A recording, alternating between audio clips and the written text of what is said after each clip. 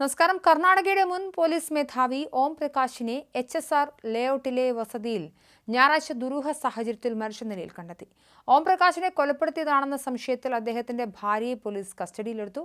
പ്രാഥമിക അന്വേഷണത്തിൽ ഓം പ്രകാശിന്റെ ഭാര്യ പല്ലവിയെ കൊലപാതകത്തിൽ പ്രതി ചേർക്കുമെന്നും സൂചനയുണ്ട്. ഓം പ്രകാശിന്റെ ശരീരത്തിൽ നിരവധി കുത്തേറ്റ മുറിവുകളുണ്ടായിരുന്നു. മൃതദേഹം പോസ്റ്റ്മോർട്ടത്തിനായി ആശുപത്രിയിലേക്ക് മാറ്റി. 3 നില വീട്ടിൽ കണ്ടെത്തിയ മൃതദേഹം രക്തത്തിൽ കുളിച്ച നിലയിലായിരുന്നു. പല്ലവിയെയും മകളെയും പോലീസ് ചോദ്യം ചെയ്യുകയാണ്.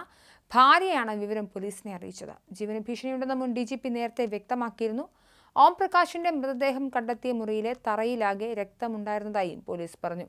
കുത്തേറ്റ് മരിച്ച നിലയിലാണ് കണ്ടെത്തിയത്. ബംഗളൂരു HSR ലേഔട്ടിലെ വീട്ടിൽ ചോര വാർന്ന് വീണ് കിടക്കുന്ന നിലയിലായിരുന്നു മൃതദേഹം കണ്ടെത്തിയത്.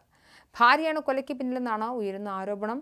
ഞായറാഴ്ച ഉച്ചയോടെയാണ് ഓം പ്രകാശിനെ വീട്ടിൽ രക്തത്തിൽ കുളിച്ച നിലയിൽ കണ്ടെത്തിയത്.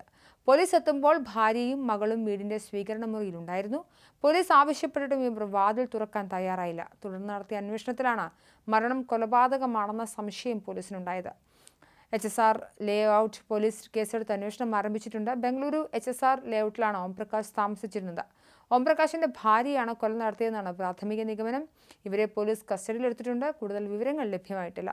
കർണാടക കേഡറിലെ 1981 ബാച്ച് IPS ഉദ്യോഗസ്ഥനാണ് ഓം പ്രകാശ്.